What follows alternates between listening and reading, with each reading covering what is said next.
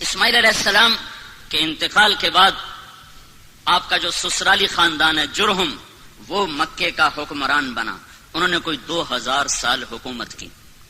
پھر ان کے ظلم و ستم پر بنو خزاعہ نے ان کو نکالا اور وہاں اپنی حکومت قائم کی. دوسری صدی عیسوی میں تو عمرو بن حریث جرہمی نے زمزم کا کنواں بند کر دیا اور پتھر اکھاڑا حجر اسود اور زمزم کے کنویں میں ڈال دیا.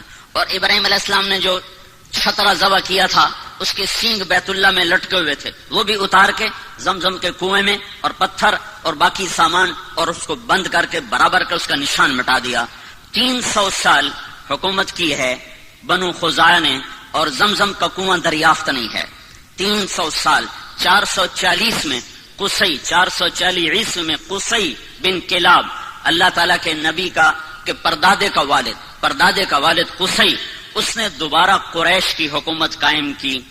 جرہم سے خزاعہ نے چھینی، خزاعہ سے دوبارہ آپ کے پردادا کے والد قصی بن کلاب نے، ان کا اصل نام عمر تھا، تو انہوں نے دوبارہ قریش کی حکومت قائم کی. زمزم کا کنواں گم ہے، زمزم کے کنویں کا کسی کو کوئی پتہ نہیں. قصی کا بیٹا ہوا عبد مناف، وہ بڑے خوبصورت، ان کو بطحا کا چاند کہا جاتا تھا، قمر البطحا. ان کے 4 بیٹے تھے، ایک نوفل، ایک عبد شمس، ایک ہاشم، ایک مطلب، جن کو تاریخ نے یاد رکھا. 2 اور بھی تھے لیکن وہ صرف نام ہے، آگے ان کی کوئی تاریخ نہیں. ایک ابو عمر، ایک ابو عبید. سب سے بڑے اس کے بیٹے عبد شمس تھے، لیکن عبد مناف کے انتقال کے بعد سب قوم نے متفقہ طور پر ہاشم کو سردار مانا. ہاشم سردار بنے، ہمارے نبی کے پردادا. تو ہاشم کی سرداری میں وہ ملک شام کے سفر پر ہیں. انہوں نے مدینہ میں شادی کی، بنو نجار میں، اور خود وہ چلے گئے آگے تجارت کے لیے شام. غزہ میں پہنچ کر ان کا انتقال ہو گیا. پیچھے اس عورت سے ایک لڑکا پیدا ہوا، اس لڑکے کے بال سفید تھے تو ماں نے اس کا نام شیبہ رکھا.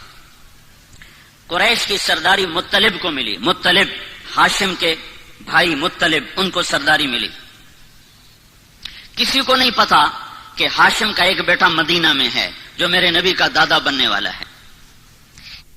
گزرا، چند بچے تیر اندازی کر رہے تھے تو ایک بچے کا نشانہ سیدھا جا کے لگتا تھا، وہ گول جو آخری گول نشان ہوتا تھا اس کے اندر جا کے لگتا. وہ کہتا خذھا وانا ابن ہاشم، دیکھ میرا نشانہ، میں ہوں ہاشم کا بیٹا. تو اس آدمی نے جا کر مطلب کو بتایا کہ ایک بچہ میں نے دیکھا ہے جس کا نشانہ بے خطا تھا اور ہر تیر پہ کہتا تھا دیکھو میرا نشانہ، میں ہوں ہاشم کا بیٹا.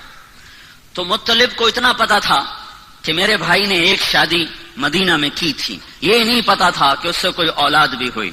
تو انہوں نے اپنی اونٹنی کو تیار کیا اور مارا ماری کرتے ہوئے مدینہ پہنچے اور ان کی ماں سے ملے. بچے کو دیکھا تو ہاشم کے سارے آثار تھے، پتا کیا ہاں ہاشم کا بیٹا ہے. تو کہا ہمیں دے دو. ماں نے کہا میری آنکھوں کا نور، میرا آخری سہارا، تمہیں دے کے میں زندگی کیسے گزاروں؟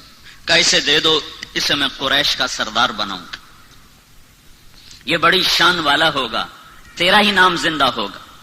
تو سرداری پر ماں نے بچے کے حوالے کر دی. اب یہ بچے کو لے کر مکہ میں داخل ہو رہے ہیں.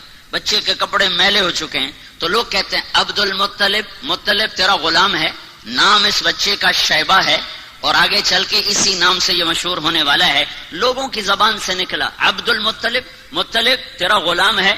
تو آگے انہوں نے کہا ہاں ہاں ہاں ہاں، بس اتنا کہتے گئے ہاں ہاں، یہ نہیں بتایا کہ میرا بھتیجا ہے، اور ان کی بات کا انکار بھی نہیں کیا. پھر ان کو گھر لے گئے، ان کو نہلا کر دھلا کر اچھے کپڑے پہنا کر پھر دار الندوہ میں لائے، جہاں یہ شرط تھی کہ اس میٹنگ میں صرف 40 سال کی عمر کو ٹچ کرنے والا اس میں داخل ہو سکتا تھا، اس سے نیچے والا اس مجلس میں بیٹھ نہیں سکتا تھا. تو اپنے بھتیجے کو لائے، کہا ھذا ابن ہاشم، یہ ہے ہاشم کا بیٹا.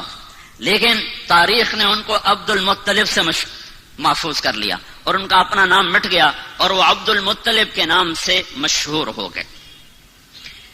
مطلب کی وفات کے بعد سرداری عبد المطلب کو ملتی ہے تو یہ خواب دیکھتے ہیں کہ برکت والا پانی تلاش کرو، برکت والا پانی نکالو. پھر دوسرے دن خواب دیکھتے ہیں، برکت والا پانی نکالو. پھر تیسرے دن خواب دیکھتے ہیں، برکت والا پانی نکالو. تو تیسرے دن یہ کہتے ہیں وہ پانی کدھر ہے، وہ پانی کہاں ہے؟ تو آواز آتی ہے کل تم حرم میں بیٹھنا، ایک کوا آئے گا، جہاں وہ 3 دفعہ ٹھونگ مارے وہاں وہ پانی ہوگا.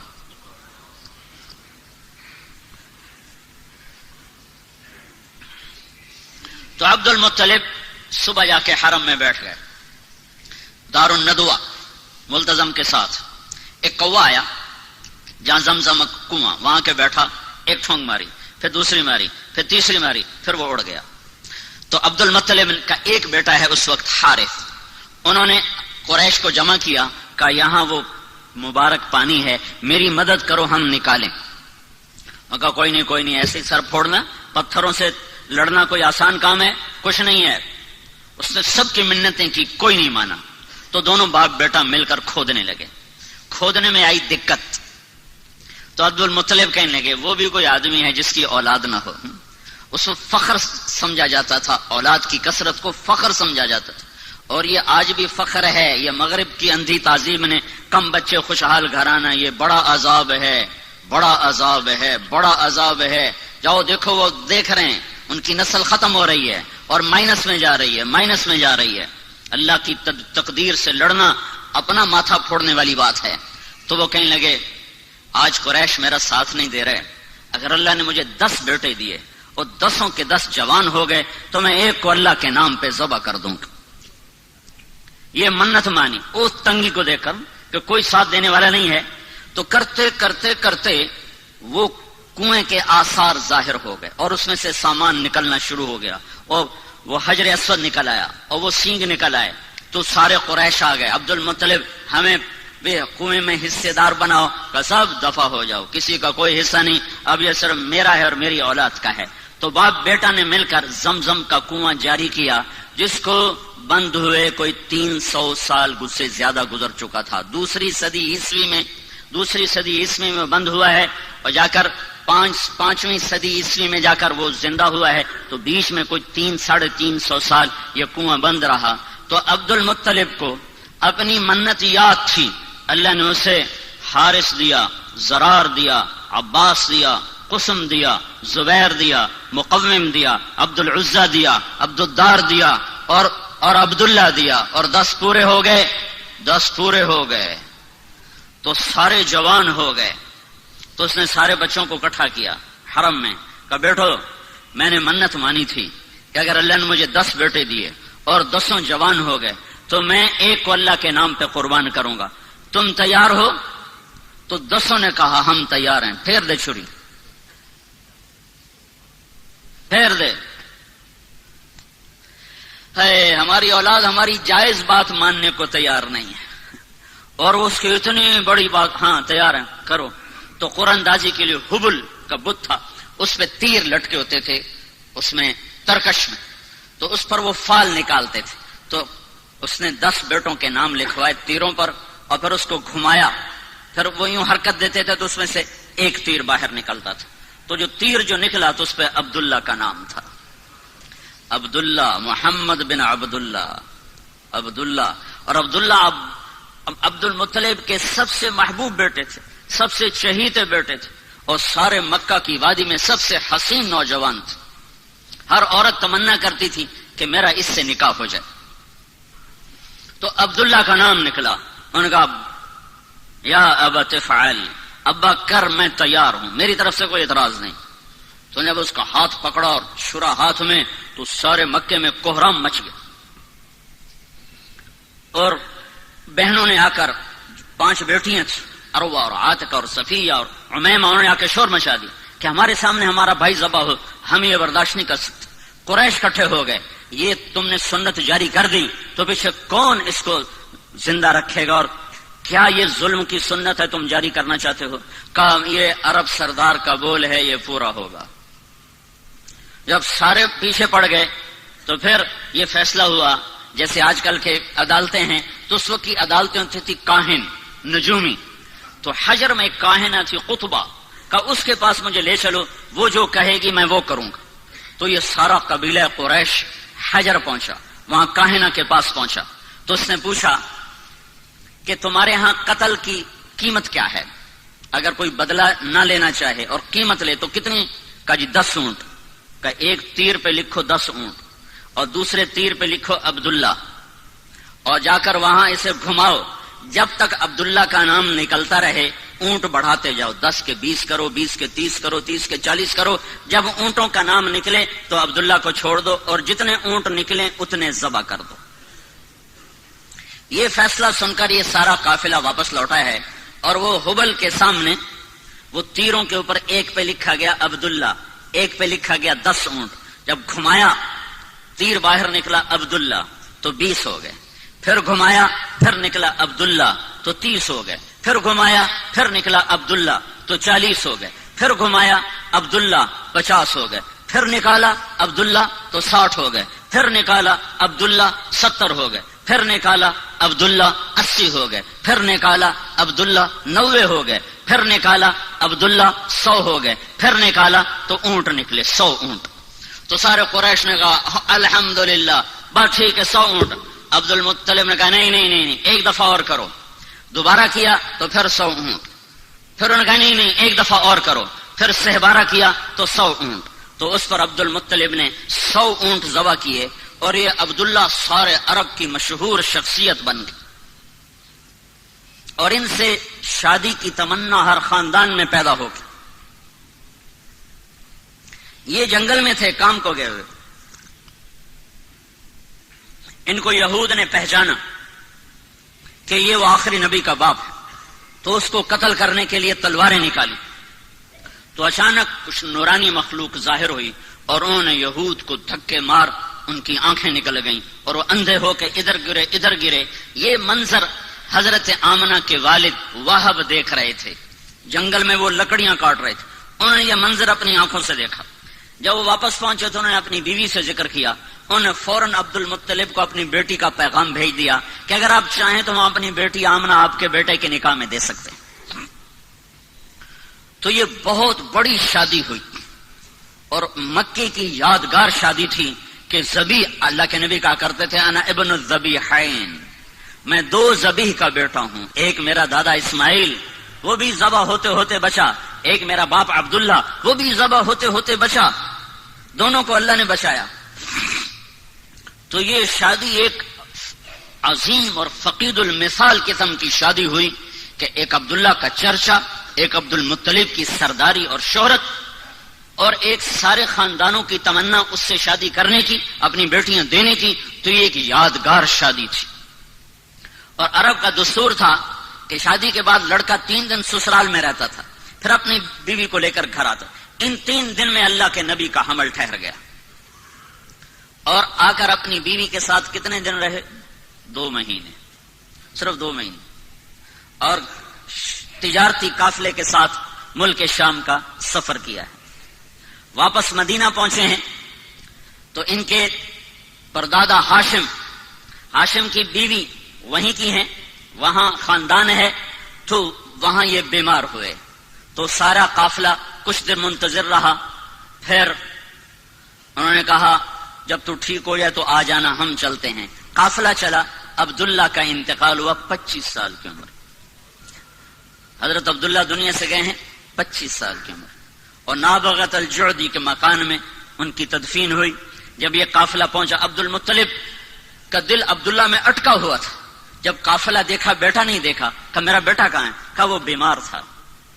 تو عبد المطلب نے اپنے بڑے بیٹے حارث کو بھیجا کہ جاؤ پتہ کرو عبداللہ کا کیا حال ہے۔ جب پہنچے تو آگے تربت تھی، عبداللہ نہیں تھا۔ انہوں نے کہا یہ عبداللہ ہے، مٹی تھی، خاک تھی۔ تو عبد المطلب نے آ کر بتایا، حارث نے آ کر بتایا کہ ابا عبداللہ کو اللہ نے اٹھا لیا ہے۔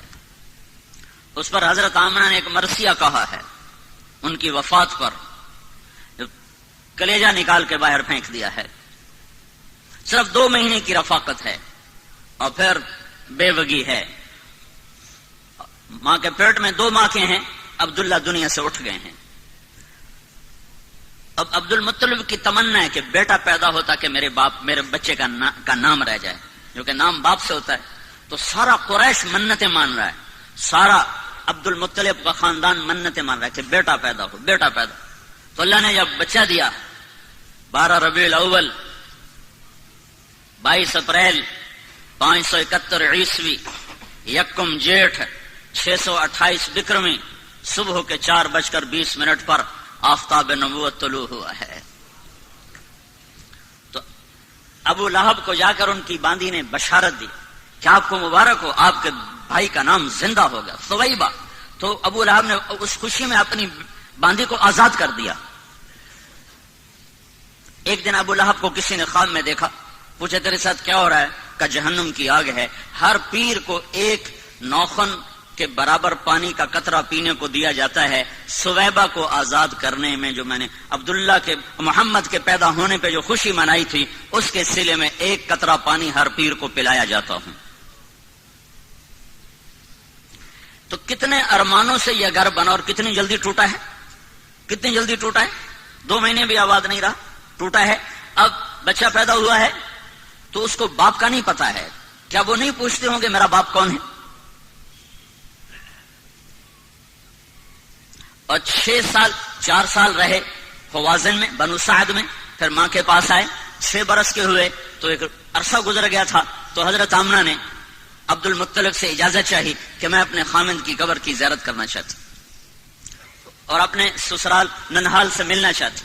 تو عبد المطلب نے اجازت دے دی. 2 اونٹوں پہ یہ قافلہ چلا ہے، ایک اللہ کا رسول ہے، ایک ام ایمن آپ کے والد کی خادمہ ام ایمن، نام ان کا برکت تھا، مشہور ام ایمن تھی، ایمن کی والدہ، حبشی عورت تھی یہ، اور ایک حضرت آمنہ. یہ 3 افراد کا قافلہ مدینے پہنچا ہے اور نابغہ کے گھر میں اترا ہے. تو آپ تصور کرو جب پہلی دفعہ ہیں اللہ کے نبی باپ کی قبر پر گئے ہوں گے، کیا تصور کیا تاثر ہوگا اس وقت اللہ کے نبی کا. اور آمنہ کا کیا حال ہوا ہوگا. آمنہ 25 سال کی ہو چکی اب، اور ماں اور بیٹا اور آگے تربت ہے، قبر ہے. کیا باتیں ہوئیں، کیا گلے ہوئے، کیا شکوے ہوئے، ان کو تاریخ نے محفوظ نہیں کیا ہے، نہ کسی مورخ کے قلم نے ان کو پکڑا ہے. ہم تصور اور تخیل میں دیکھ سکتے ہیں کہ ایک جوان بیوہ معصوم بچے کو لے کر پہلی دفعہ جب خامند کی قبر پر گئی ہوگی تو اس کی زبان سے کیا کیا مرثی اور کیا کیا نوحے نکلے ہوں گے، اور اس کے دل نے کیا انگنت کہانیاں اپنے اندر ہی اندر دہرائی ہوں گی اور سنائی ہوں گی. 1 مہینہ وہاں قیام کیا ہے. 1 مہینہ کے بعد یہ قافلہ واپس مدینے کو چلا ہے اور ابوا کے قریب پہنچ کر اچانک جیسے حسیب کی ماں کو اچانک موت نے پکڑا، حضرت آمنہ کو موت نے اچانک پکڑا ہے. کوئی بیمار نہیں ہے، کچھ نہیں ہے. بیمار ہوتی تو سفر کرتی. اس وقت کا سفر کوئی موٹر پہ تھا، اونٹنی کا سفر تھا. اچانک موت نے پکڑا ہے. اور میں نے سن 2000 میں جا کے قبر کی زیارت کی تھی. ابوا کے جنگل میں وہ قبر ہے. ایک رہبر ویسے کوئی نہیں جا سکتا، قدرت مہربان ہوئی، ایک رہبر مل گیا. اس کی وساطت سے ہم اندر گئے. ابوا کی بستی سے کچھ 4-5 کلومیٹر ایک سڑک نیچے پہاڑوں میں جاتی ہے. اس کے بعد وہ ہمیں کہاں لے گیا کچھ پتہ نہیں. صرف اپنی یادداشت کی سڑک پہ چل رہا تھا اور ہمارے پاس ایک عرب کی جیپ تھی، اس میں ہم سوار تھے. اوپر نیچے ٹھوکریں کھاتے کھاتے کھاتے ادھر شام ہو رہی تھی. تو وہاں ایسے نوکیلے پہاڑ ہیں اس طرح، ان کی سب پہاڑوں کی جو نوکیں یوں، اور ان کی اونچائی بس جتنی یہ آپ کی مسجد کی چھت ہے اتنی اونچائی. بڑے پہاڑ نہیں، اتنے پہاڑ ہیں. ایک پہاڑ کے اوپر 20 بائی 20 یا 15 بائی 15 کا فرش، قدرتی فرش پہلے سے بچھا ہوا تھا. وہاں وہ قبر تھی. وہ پتہ نہیں اس وقت بدوؤں نے بنایا یا پہلے سے اللہ تعالیٰ نے وہ بنا کے رکھا تھا کہ یہاں محمد مصطفیٰ کی ماں کو جگہ دی جائے گی. تو وہاں اچانک موت نے پکڑا ہے اور آپ اپنی ماں کے سرانے بیٹھے تھے اور خوف زدہ تھے اور اپنی ماں کو بلاتے آگے جواب نہیں آتا تھا. پتہ نہیں کیا تکلیف ہوئی، اللہ ہی جانے، اللہ ہی جانے. مجھے ایسے خیال آتا ہے کہ دل کی تکلیف ہوئی ہوگی. جو اچانک جو موت آئی تو یہ خیال آتا ہے کہ غالباً اور بولا بھی نہیں جا رہا تھا. تو وہ یہ ساری نشانیاں کٹھی کٹھی کر کے مجھے ایسے تصور قائم ہوتا ہے. کوئی پکی بات کوئی نہیں ہے. بہرحال موت تھی، بیماری جو بھی تھی. تو آپ اپنی ماں کو بلاتے، ماں، تو ایسے دیکھتی اور آنکھیں جھکا لیتی. پھر جیسے بجھتی شمع بھڑکتی ہے تو انہیں اپنی ساری طاقت کو جمع کر کے کہا کل حی میت وکل جدید بال، ہر زندہ نے مرنا ہے اور ہر نئی چیز نے پرانا ہونا ہے. مجھے لگتا ہے میری موت آ چکی ہے، لیکن مجھے یقین ہے میرا نام باقی رہے گا کہ میں نے ایک ایسا بچہ چھوڑا ہے جو کائنات کو روشن کرے گا. اور یہ آخری کلمات تھے. او اللہ کے نبی نے ماں کے سینے پہ سر رکھا ہے. اب تصور 6 سال کا بچہ ہے. کاش تم وہ جگہ دیکھتے. میں نے ہزاروں دفعہ یہ قصہ سنا ہے، ہر دفعہ میں روتا ہوں. اب تو ویسے ہی موقع ہی ایسا ہے کہ رونا آ رہا ہے. چاروں طرف وحشت ناک ویرانہ ہے. سن 2000 میں اتنی وحشت تھی تو 14 صدی پہلے وہاں کیا وحشت ہوگی. اور 6 سال کا بچہ ماں کے سینے پہ سر رکھا ہوا ہے. اسے نہیں پتا موت کیا چیز ہے، پہلی موت دیکھی ہے. لہٰذا وہ حیران ہے کہ میری ماں بولتی کیوں نہیں. تو کہتا ماں تو بولتی کیوں نہیں. کس نے قبر کھودی یہ اللہ ہی جانتا ہے. حضرت ام ایمن گئیں ابوا یا کوئی وہاں سے گزرا، ان دونوں میں سے کوئی ایک بات ضرور ہوئی ہے. قبر کھودنے کے بعد جب نیچے اترے ہیں تو اللہ کے نبی نے دوڑ لگائی اور جا کے ماں کی قبر پر لیٹ گئے. جب ام ایمن پہنچ گئے تو اللہ کا نبی کیا کہہ رہا تھا؟ ماں تو میرے ساتھ چلتی کیوں نہیں؟ تمہیں نہیں پتا تیرے سوا میرا دنیا میں کوئی نہیں ہے، تو میرے ساتھ کیوں نہیں چلتی؟ اما تدرین لیس لی احد سواک، تیرے سوا میرا کوئی نہیں ہے. تو ام ایمن نے اس حال میں اٹھایا ہے کہ وہ کہتے تھے میں نہیں جاؤں گا. اپنی ماں کی قبر کو پکڑ لیا کہ میری ماں چلی گئی تو میں جاؤں گا. 6 برس، حسیب تو 22 برس کا نوجوان ہے. میرا نبی تو صرف 6 سال کا تھا. اس کے تو کوئی کاروبار نہیں تھے، اس کی تو کوئی جائیداد نہیں تھی. آگے یتیمی کا کالا اندھیرا چھایا ہوا ہے. مکے تک کچھ نہیں کھایا پیا. 2 راتیں 2 دن کا سفر باقی ہے، کچھ نہیں کھایا پیا. اور وہاں جا کے بھی کھانا پینا چھوڑ دیا. سارا دن کچھ نہیں کھاتے تھے. زمزم کے چند گھونٹ پی لیتے تھے اور الگ چپ کر کے بیٹھے رہتے تھے.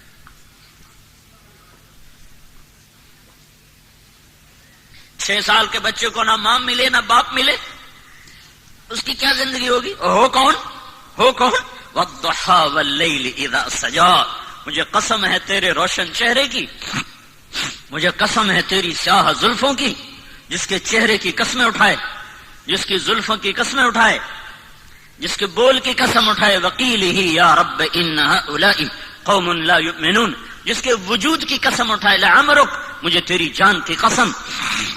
جس کے شہر کی قسمیں اٹھائے، جس کو حبیب اللہ کا ٹائٹل دے، رحمت للعالمین کا خطاب دے، شاہد اور مبشر اور نذیر اور داعی اللہ اور سراج منیر اور مزمل اور مدثر اور طٰہٰ اور یاسین اور محمد اور احمد اور ماہی اور حاشر اور عاقب اور فاتح اور خاتم، ابو القاسم اور طٰہٰ اور یاسین. اتنے خوبصورت نام جس کو دے رہا ہو، اس کے لیے تو سونے کے گھر ہوتے اور براق کی سواریاں ہوتی، ماں باپ سر پہ سایہ کیے ہوئے ہوتے. 6 سال کی عمر میں اٹھایا ہے.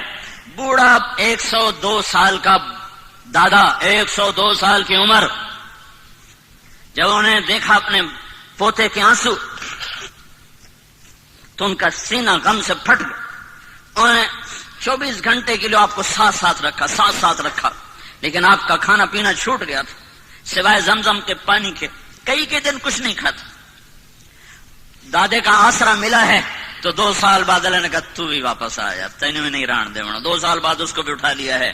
تو میرے نبی نے کہا مجھے یاد ہے میں 8 سال کی عمر میں اپنے دادا کے جنازے کے ساتھ روتا ہوا جا رہا تھا. ابو طالب نے سنبھالا، لیکن ابو طالب غریب تھے، روٹی پوری نہیں کر سکتے تھے. آتا ہے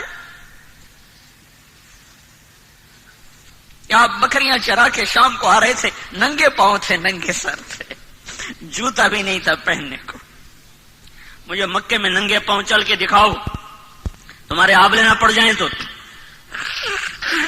اور تمہارا نبی 8 سال کی عمر میں ننگے پاؤں اس کے صحراؤں میں سارا دن بکریاں چراتا تھا کہ چند سکے ملیں گے جس سے میری روٹی چلے. کہ چچا غریب ہے، ویسے وہ سب کچھ قربان کر دیا ابو طالب نے، پر تھا ہی کچھ نہیں، شرافت تھی، رزق نہیں تھا. تو سارا دن آپ بکریاں چراتے تھے اور شام کو 8 سال کے بچے کھیلتے تھے اور تمہارا نبی بکریوں کے پیچھے ہوتا تھا کہ کچھ سکے ملیں گے جس سے میرے چچا کا بھی اور میرا بھی گزارا ہوگا.